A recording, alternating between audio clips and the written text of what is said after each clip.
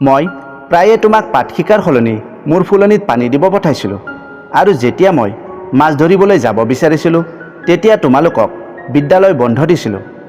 আগৰ ভিডিঅ'টোত আমি ইমানলৈকে আলোচনা কৰিছিলোঁ। আজি ইয়াৰ পিছৰ দফাকেইটা অসমীয়ালৈ ব্যাখ্যা কৰিম, লগতে কঠিন শব্দৰ অৰ্থবোৰ আৰু দৰকাৰী প্ৰশ্নসমূহ আলোচনা কৰিম। যদিহে প্ৰথম আৰু দ্বিতীয় ভাগৰ ভিডিঅ' দুটা চোৱা নাই, চাবা, ডেছক্ৰিপশ্যনত লিংক দিয়া আছে।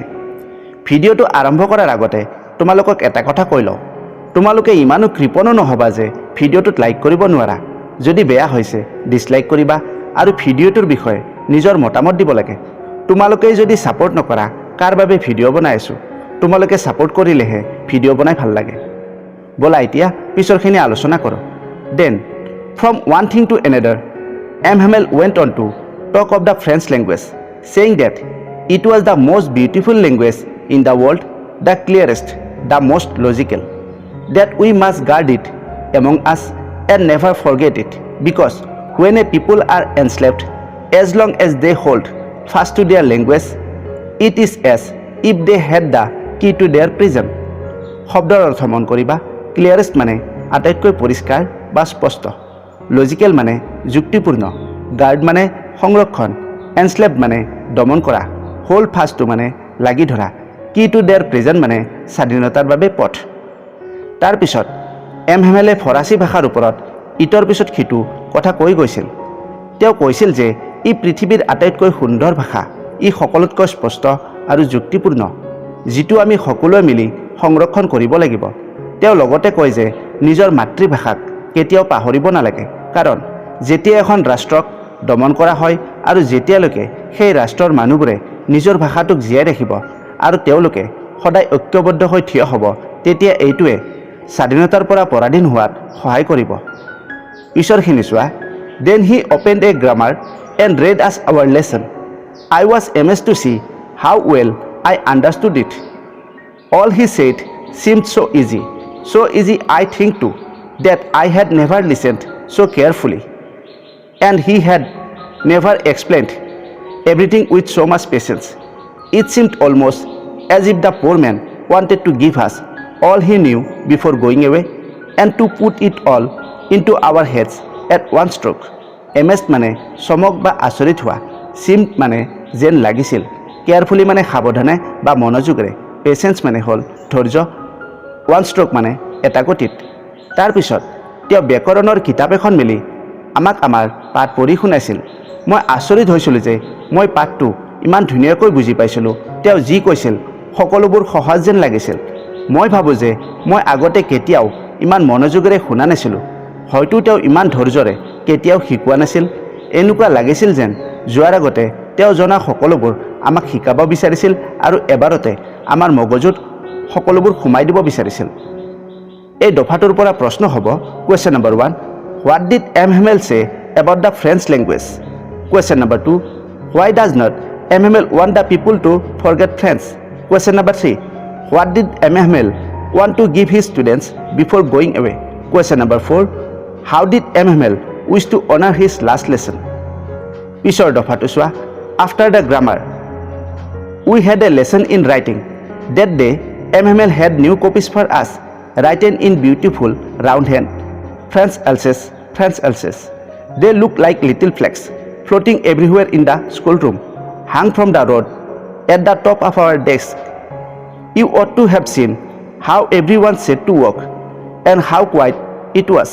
The only sound was the scratching of the pens over the paper. Floating মানে ভাহি থকা, hang মানে ওলমাই থোৱা, scratching মানে খহনি খোৱা। ব্যাকৰণৰ পিছত আমি আমাৰ লিখাৰ পাঠ পাইছিলোঁ। সেইদিনা এম হেমেলে আমাৰ বাবে নতুন টোকা বহি আনিছিল, য'ত সুন্দৰ বৰফলা আখৰেৰে লিখা আছিল ফ্ৰান্স আলছেছ। সেইবোৰ শ্ৰেণীকোঠাৰ চাৰিওফালে উৰি থকা সৰু পতাকাৰ যেন লাগিছিল, যিবোৰ সৰু মাৰি কিছুমানত প্ৰত্যেকখন ডেস্কতে লগোৱা হৈছিল। এইটো প্ৰকৃততে চাবলগীয়া দৃশ্য আছিল, য'ত সকলোৱে নীৰৱ নিস্তব্ধ হৈ লিখা কামত মগ্ন হৈ আছিল। তাত কেৱল কাগজৰ ওপৰত কলম ঘঁহনি খোৱাৰে শব্দ হৈছিল। Once some beetles flew in, but nobody paid any attention to them, not even the littlest ones, who walked right on, tracing their fish hooks, as if that was French too. On the roof, the pigeons cooed very low, And I thought to myself, will they make them sing in German, even the pigeons? Beetles মানে গবৰুৱা পোক, tracing মানে বিচৰা, ফিজুক্স মানে বৰশী, pigeons মানে পাৰ চৰাই, could মানে পাৰ চৰাইৰ ৰুণ। এবাৰ কিছুমান গবৰুৱা পোকে শ্ৰেণী কোঠাৰ ভিতৰত উৰি ফুৰিছিল, কিন্তু কোনেও সেইবোৰৰ প্ৰতি মন কৰা নাছিল। আনকি শিশুসকলেও যিয়ে মাছ ধৰা বৰশীত মন দিয়াৰ দৰে ইমান মনোযোগ দিছিল যে সেইবোৰলৈ ইহঁতৰ কোনো কাণখাৰ নাছিল।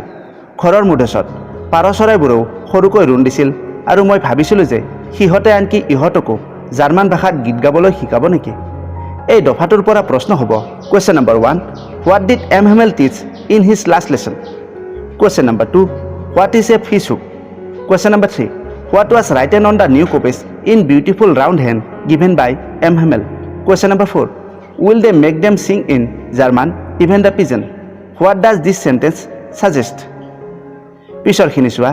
When ever I looked up from my writing, I saw M. Hamel sitting motionless in his chair and gazing first at one thing, then at another, as if he wanted to fix in his mind just how everything looked in that little schoolroom. Motionless মানে লৰচৰ নকৰা বা জঠৰ, gazing মানে স্থিৰভাৱে চাই থকা। যেতিয়া মই মোৰ লিখাৰ পৰা মূৰ তুলি চাইছিলোঁ, তেতিয়া মই দেখিছিলোঁ যে এম হেমেলে নিজৰ চকীখনত থৰ হৈ বহি কোঠাটোৰ ইফালে সিফালে চাইছিল। তেওঁ যেন কোঠাটোৰ প্ৰত্যেকটো বস্তুকে তেওঁৰ মনত এখন ছবিৰ দৰে বন্দী কৰি ৰাখিব। Fancy, for 40 years he had been there in the same place, with his garden outside, the window and his class in front of him. Just like that, only the desks and benches had been worn smooth. The walnut trees in the garden were taller, and the hoop vine that he had planted himself twined about the windows to the roof. Walnut trees মানে আখৰোটৰ গছ, hoop vine এবিধ লতাজাতীয় গছ, twin মানে মেৰিওৱা। আচৰিত, 40 বছৰ ধৰি তেওঁ একে ঠাইতে আছিল, য'ত খিৰিকীৰ বাহিৰত বাগিচা আৰু তেওঁৰ সন্মুখত তেওঁৰ শ্ৰেণীকোঠা আছিল। কেৱল ডেস্ক আৰু বেঞ্চবোৰ অলপ মিহি হৈছে। তেওঁৰ বাগিচাত ৰোপণ কৰা আখৰোটৰ গছবোৰ ওখ হ'ল আৰু লতা গছবোৰ খিৰিকীৰে বগাই ঘৰৰ মুধচ পালেগৈ। How it must have broken his heart to leave it all, poor man, to hear his sister moving about in the room above, packing their trunks, for they must leave the country next day. Packing মানে সামৰি থকা, ট্ৰাংকছ মানে বাকচ। এই সকলোবোৰ বস্তু এৰিব লগা হোৱাত তেওঁৰ অন্তৰখন ভাগি পৰিছিল। দুৰ্ভগীয়া ব্যক্তি। তেওঁৰ ভনীয়েকে ওপৰৰ কোঠাত বস্তুবোৰ বাকচত সামৰি থকা শব্দ শুনিবলৈ পাইছিল, কাৰণ পিছদিনাখন তেওঁলোকে এই ঠাইখন এৰি যাব লাগিব। But he had the courage to hear every lesson to the very last. After the writing we had a lesson in history, and then the babies chanted their ba be B বু বুয়ু। Courage মানে সাহস, চান্টেড মানে উচ্চাৰণ কৰা। কিন্তু প্ৰতিটো পাঠ শেষলৈ শুনাৰ সাহস তেওঁৰ আছিল। লিখা হোৱাৰ পিছত আমাক ইতিহাসৰ পাঠ এটা শিকোৱা হৈছিল, আৰু কণমানিহঁতে বা বি বৰ্ণবোৰ ডাঙৰকৈ পঢ়িছিল। Down there at the back of the room the old Hauser had put on his spectacles and holding his primer in both hands spell the letters with them. You could see that he too was crying, his voice trembled with emotion. It was so funny to hear him that we all wanted to laugh and cry. Ah, how well I remembered it, that last lesson. Trembled মানে কঁপি উঠা বা কম্পন কৰা, emotion মানে আবেগ, funny মানে থেমলীয়া। কোঠাটোৰ শেষৰ ফালে বহি থকা বৃদ্ধ হাউচাৰজনে তেওঁৰ চশমাযোৰ পিন্ধি দুয়োখন হাতেৰে আদিপাতখন ধৰি সিহঁতৰ লগে লগে শব্দবোৰ আওৰাইছিল। তুমি দেখিলাহেঁতেন তেওঁ তেতিয়া কান্দিছিল, তেওঁৰ মাত আবেগত কঁপি উঠিছিল। এইটো বৰ ধেমেলীয়া দৃশ্য আছিল। আমি তেতিয়া কান্দিবও বিচাৰিছিলোঁ আৰু হাঁহিবও বিচাৰিছিলোঁ। সেই শেষ পাঠটো মই কিমান ভালকৈ মনত কৰিছিলোঁ। All at once the church clock struck 12, then the Angelus. At the same moment the trumpets of the Prussian returning from drill sounded under our windows. M Hamel stood up very pale in his chair. I never saw him look so tall. All at once মানে একেলগে বা একে সময়তে। Search মানে গীৰ্জাঘৰ। Angeles মানে প্ৰাৰ্থনা। ট্ৰাম্পেটছ মানে ধাতুৰে নিৰ্মিত বাদ্যযন্ত্ৰ। চাউণ্ডেড মানে বাজি উঠা। পেল মানে খেতা পৰা। একে সময়তে গীৰ্জাঘৰৰ ঘড়ীটোৱে 12 বজাৰ সংকেত দিছিল। তাৰপিছত দুপৰীয়াৰ প্ৰাৰ্থনা আৰম্ভ হৈছিল। প্ৰুচিয়ান সৈনিকসকলে অনুশীলন কৰি উভতি অহাৰ বাদ্যযন্ত্ৰৰ শব্দ আমাৰ খিৰিকীৰ তলেৰে পাৰ হৈ গৈছিল। এম হেমেলে নিজৰ চকীখনত থিয় হৈছিল। তেওঁৰ মুখখন বৰ হেতা পৰি আছিল। মই কেতিয়াও তেওঁক ইমান ওখ দেখা নাছিলোঁ। মাই friends, said he. Aye, but something shocked him. He could not go on.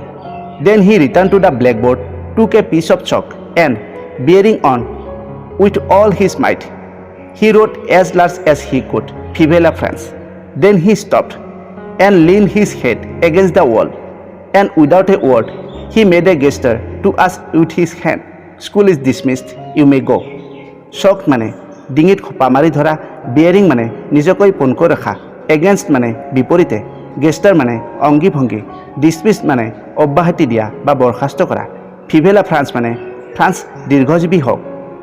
তেওঁ সকলোকে সম্বোধন কৰি কিবা ক'বলৈ চেষ্টা কৰিছিল, কিন্তু কিহবাই তেওঁৰ ডিঙিত খোপা মাৰি ধৰিছিল। তেওঁ আৰু একোকে ক'ব নোৱাৰিলে।